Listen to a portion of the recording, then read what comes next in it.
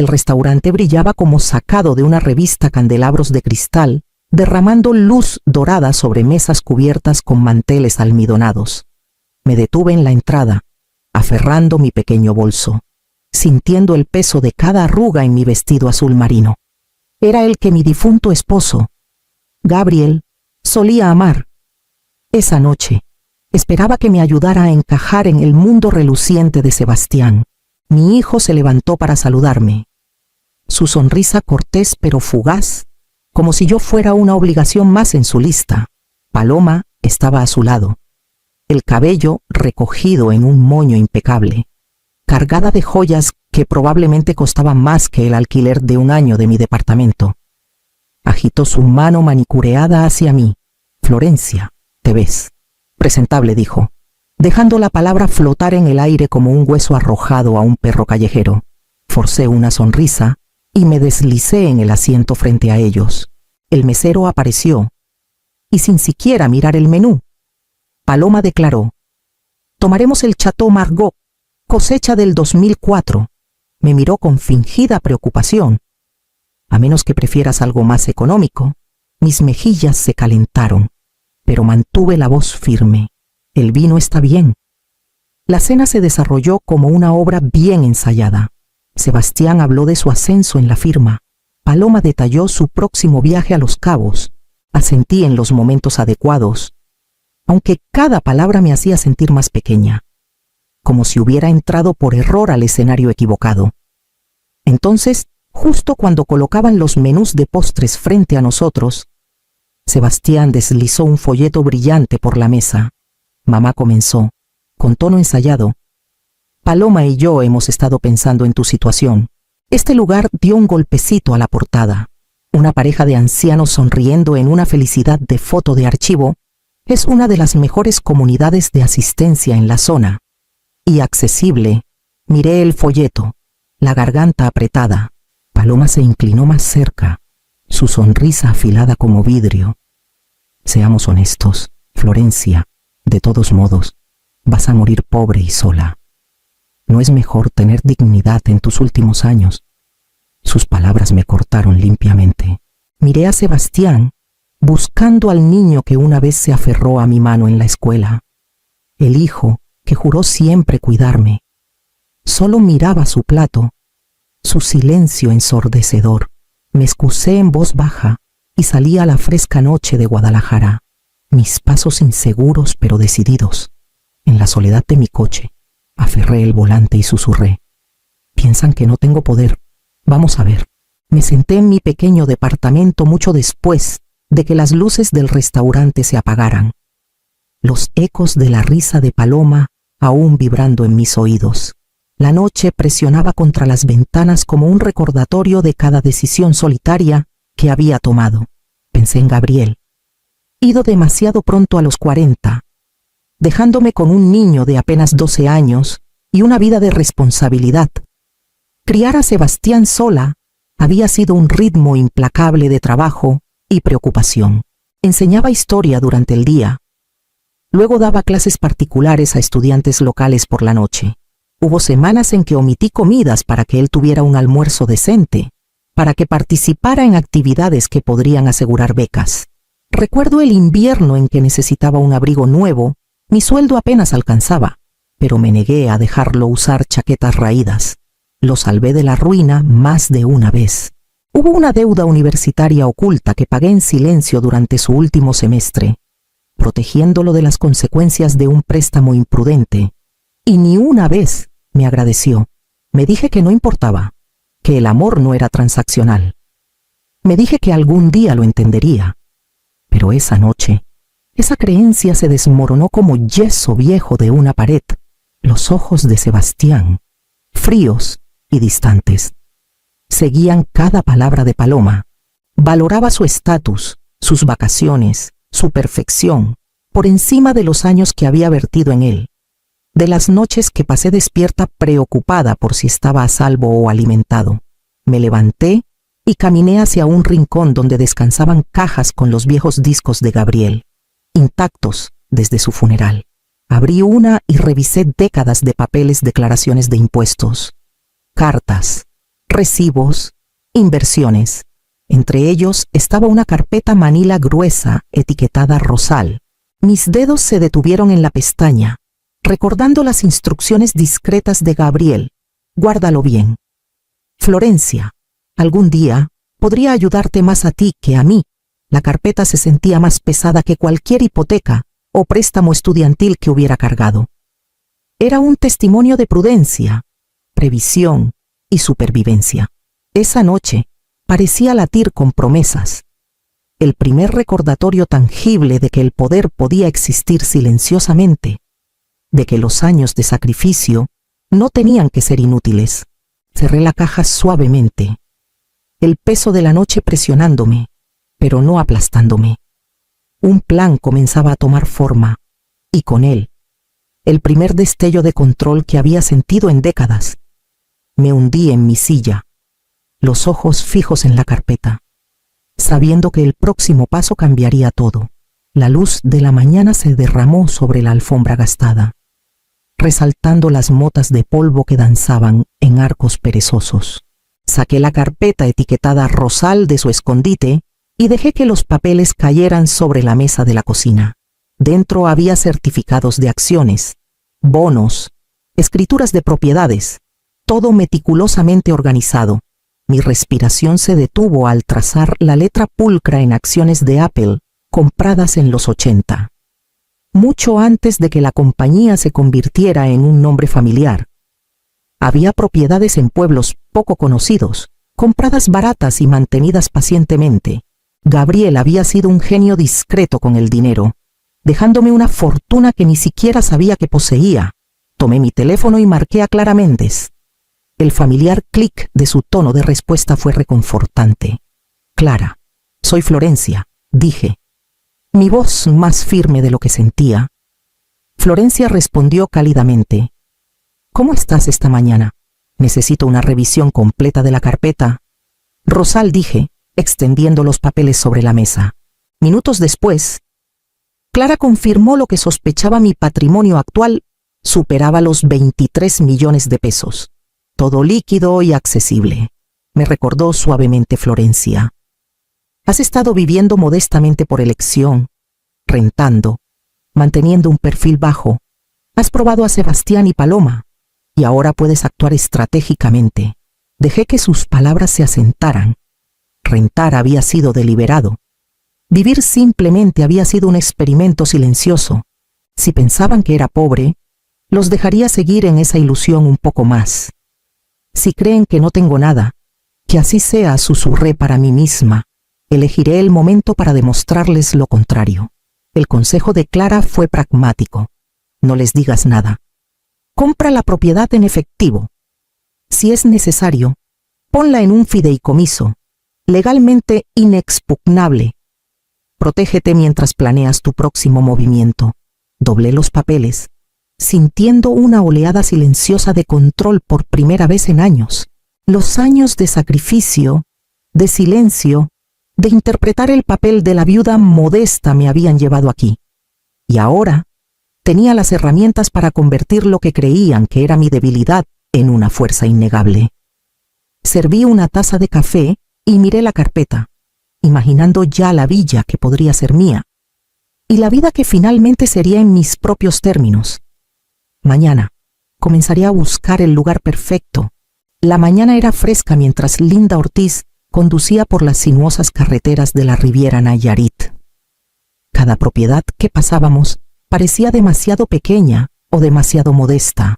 Ninguna igualaba la grandeza silenciosa que había imaginado. Apenas hablaba, dejando que mi mente vagara hacia Gabriel, hacia la vida que construimos juntos, y hacia la confianza tranquila que venía de saber que ahora tenía los medios para reclamar mi propio futuro. La tercera propiedad apareció como una visión, una villa de estilo colonial anidada junto al arroyo de los sauces. Los robles bordeaban el camino, sus ramas arqueándose como brazos acogedores. La fachada frontal, con sus puertas francesas y enredaderas trepando por las paredes de piedra, prometía historia y elegancia. Un vasto jardín de rosas se extendía por la parte trasera, con capullos apenas asomando en la primavera temprana. Al entrar en la villa, sentí una extraña sensación de familiaridad. En la biblioteca, estanterías del piso al techo se alzaban como centinelas silenciosos. Imaginé a Gabriel sentado en el sillón de cuero que alguna vez compartimos. Sus manos cruzadas sobre los lomos de los libros que amaba. El peso de la memoria me presionó suavemente, y por primera vez en años, me sentí en casa, antes incluso de reclamarla. Linda hablaba de valor de mercado, puntos de negociación, reparaciones menores, pero apenas la escuchaba. Tomé una decisión y la expresé claramente. Pagaré el precio completo en efectivo. Su boca se abrió ligeramente. ¿Precio completo? En efectivo. Podemos cerrar en 2 semanas. Que sea una, dije, dejando que la contundencia de mis palabras se asentara en la habitación. Al final del día, había organizado mudanzas, un cerrajero para cambiar todas las cerraduras y un jardinero para cuidar las rosas. Mi viejo alquiler permanecía intacto, un refugio temporal, mientras preparaba la vida que había estado esperándome silenciosamente todo este tiempo.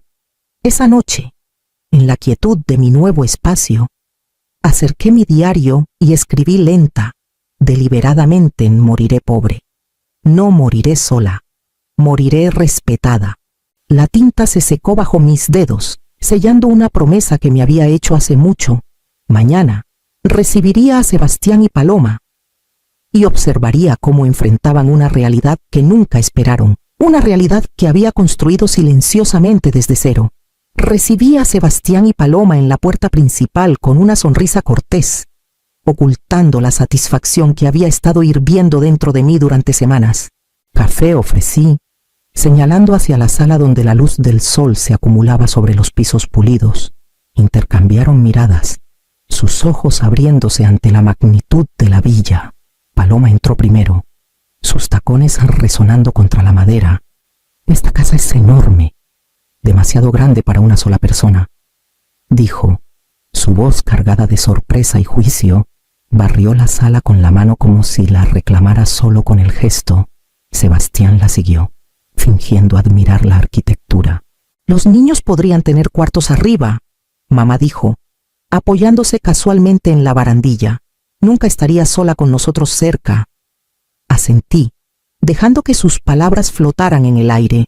Paloma sonrió, un poco demasiado ampliamente, y añadió, casi con alegría: ya hablé con un decorador sobre ideas para el cuarto de los niños. Pensé que podríamos empezar a planear de inmediato. Mis labios se apretaron en una línea fina mientras servía té en tazas delicadas, colocándolas en la mesa con manos firmes.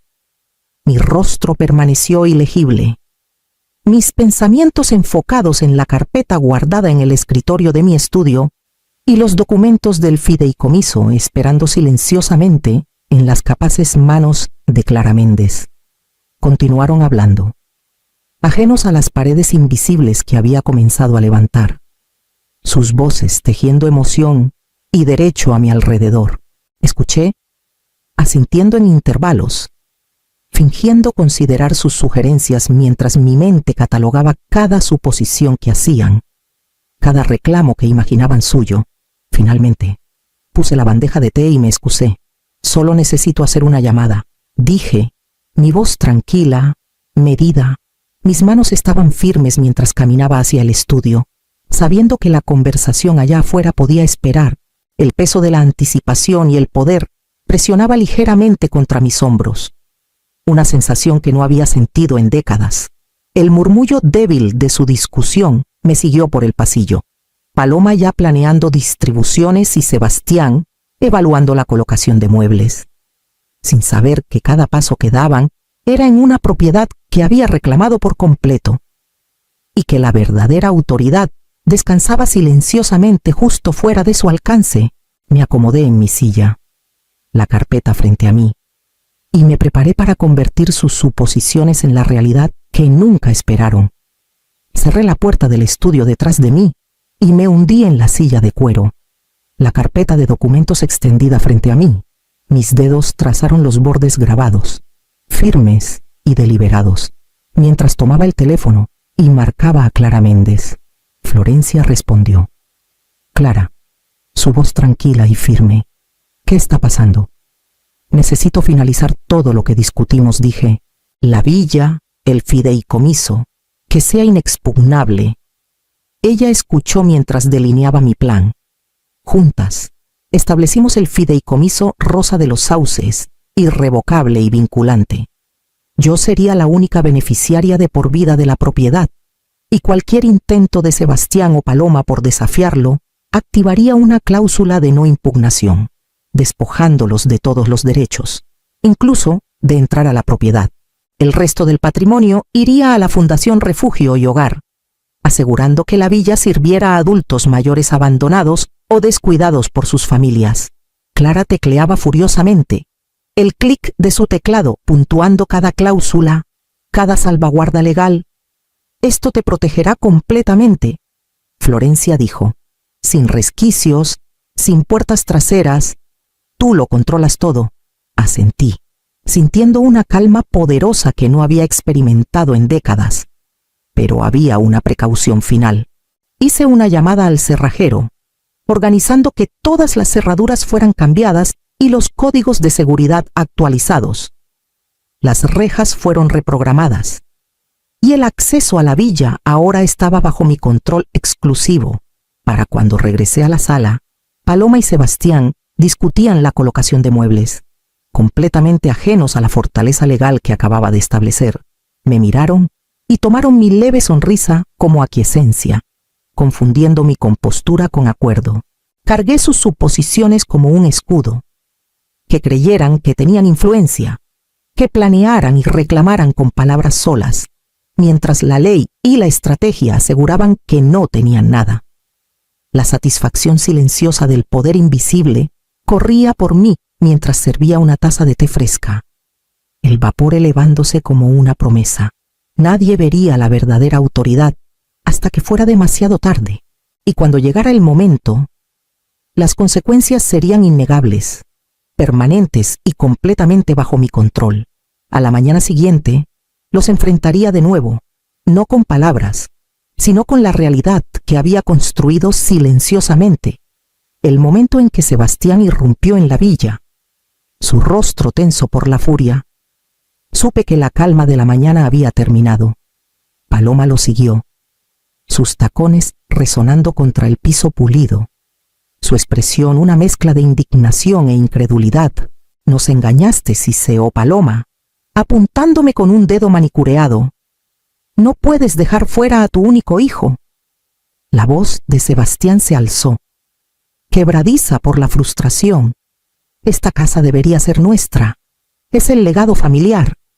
Puse la carpeta de documentos en la mesa y la abrí, dejando que los papeles cayeran ordenadamente en su lugar.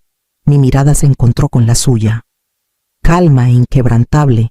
Esto es mío, no de ustedes. Nunca. La compostura de Paloma se fracturó. Gritó sobre facturas impagas, deudas de tarjetas de crédito inminentes y préstamos ocultos, admitiendo que habían contado con esta propiedad para rescatarlos. Los hombros de Sebastián se hundieron ligeramente, pero intentó argumentar por lo que creía que era su derecho. Al menos piensa en tus futuros nietos, dijo, su voz suplicante. Serví una taza de café, el calor estabilizándome. Lo haré, dije en voz baja. Por eso no dejaré que aprendan la codicia de ustedes. La habitación se sintió más pequeña, como si las paredes mismas se hubieran apretado, encerrándolos en la verdad que se negaban a ver. Sus suposiciones de derecho no significaban nada contra la realidad que había preparado. Cada documento, cada salvaguarda legal, cada llamada silenciosa que había hecho el día anterior convergían en una fortaleza invisible. Sebastián miró los papeles, sus manos temblando, dándose cuenta de que la villa estaba fuera de su alcance. Paloma giró en frustración, maldiciendo su falta de previsión, mientras yo permanecía sentada, el ojo tranquilo de la tormenta, su enojo, su desesperación. Sus argumentos rebotaban contra muros que ya no eran solo de ladrillo y yeso, rebotaban contra mi resolución, sólida e inamovible. Para el final de la confrontación, estaba claro quién tenía el poder y podía sentir el peso de este asentarse cómodamente a mi alrededor mientras me preparaba para los días por venir. En las semanas siguientes, Sebastián comenzó a aparecer en la villa con menos desesperación y más propósito. Llegaba con herramientas, arreglando una bisagra chirriante en la puerta trasera una tarde, podando los setos en otra. Incluso empujó la cortadora de césped por el amplio jardín sin que se lo pidieran. El sudor manchando su camisa, la arrogancia que alguna vez lo envolvía ahora ausente. Lo dejé venir, pero dejé las reglas claras. «Eres bienvenido a ayudar», le dije, «pero no habrá charlas sobre dinero, ni expectativas, ni derechos. Esta casa no es tu herencia, es mía». Asentía cada vez, más callado que antes, y regresaba con pequeños actos de servicio en lugar de demandas. Clara, mi vecina de enfrente, pasó una mañana mientras Sebastián llevaba bolsas de víveres a la cocina. Alzó las cejas y me susurró después: «Se ve diferente. Tal vez está aprendiendo». Solo le di una sonrisa cautelosa. Había aprendido a no confundir esfuerzo con cambio demasiado rápido.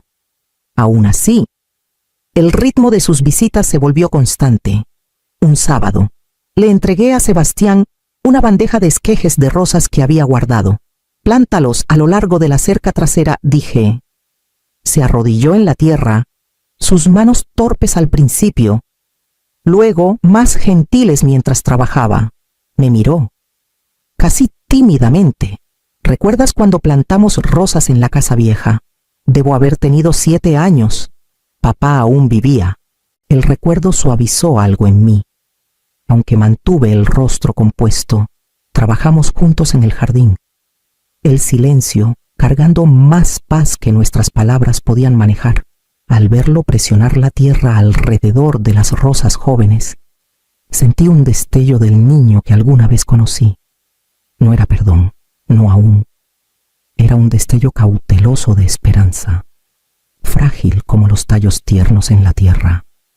Y mientras estaba entre las rosas, supe que la verdadera prueba de nuestro vínculo apenas comenzaba. Tomó meses de preparación constante, pero finalmente cada papel fue firmado, cada cláusula finalizada. La villa ahora descansaba dentro del fideicomiso Rosa de los Sauces, inquebrantable e intocable, su futuro asegurado. Clara deslizó el documento final sobre su escritorio hacia mí, sus ojos cálidos con aprobación. «Nadie puede deshacer esto. Florencia, se mantendrá exactamente como lo deseas», asentí, el peso de los años aligerándose mientras la certeza tomaba su lugar. El testamento dejaba claro lo que las palabras ya habían decidido, cuando ya no caminara por estos pasillos. La villa pasaría a la Fundación Refugio y Hogar, sus jardines, sus cuartos, su biblioteca. Todo se convertiría en un refugio para adultos mayores abandonados o olvidados por sus familias. La sola idea me estabilizaba. La casa viviría más allá de mí, llevando adelante una especie de justicia. Ya las habitaciones cobraban nueva vida, los fines de semana. Las suites de arriba se llenaban con adultos mayores visitantes, quedándose para descansos cortos organizados a través de la fundación. Las risas resonaban por las escaleras donde antes había silencio. La biblioteca, alguna vez vacía, ahora zumbaba con voces leyendo en voz alta, páginas girando, ideas compartidas sobre té. Las paredes parecían respirar de nuevo, no con derecho, sino con conexión genuina. Sebastián venía de vez en cuando. Nunca preguntaba por dinero, nunca insinuaba reclamos. En cambio, traía víveres, cargaba los paquetes de Clara desde enfrente o arreglaba una persiana suelta sin que se lo pidieran. Se movía silenciosamente, menos seguro de sí mismo pero más presente, como si lentamente reaprendiera lo que significaba pertenecer sin exigir. Pasaba mis mañanas en el balcón con vista al arroyo de los sauces, las rosas floreciendo en filas disciplinadas bajo mí. El agua brillaba, reflejando una paz que había pensado inalcanzable hace no mucho. Con tijeras en mano, Podaba las ramas. El aroma de las flores pesado en el aire. Me apoyé en la barandilla, viendo a Sebastián regresar del jardín con tierra en las manos. Y susurré a las rosas: el amor puede abrir puertas, pero solo el respeto las mantiene abiertas. Las palabras se quedaron en el aire quieto. Una promesa final a mí misma. Un voto sellado no en enojo, sino en fuerza silenciosa. Y supe entonces que la vida que había elegido y protegido era verdaderamente mía.